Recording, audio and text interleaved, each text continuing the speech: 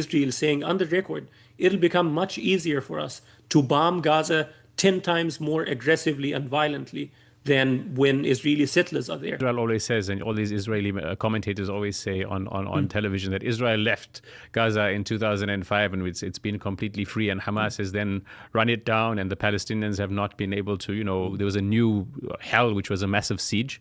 But what do you remember about that time? You were still probably very young, and just how did that change your life?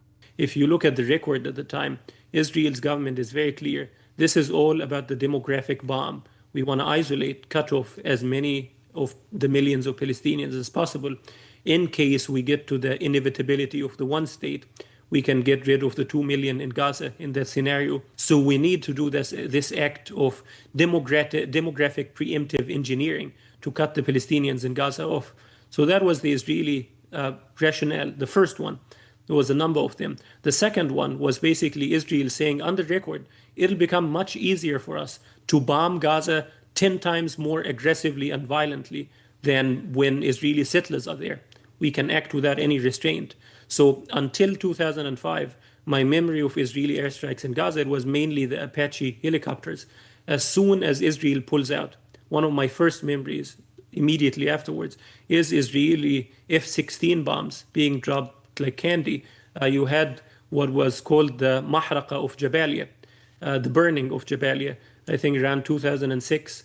And then you had a similar episode in 2008, and then Operation Castlet at the end of 2008. One of the other rationales of the disengagement was basically to destroy the Palestinian economy while simultaneously giving Palestinians a test they can never succeed at, which is build a Singapore while remaining completely cut off from the world and with an economy that's suffering what Sarah Roy, the leading economist at Harvard, described as the worst depression in modern history.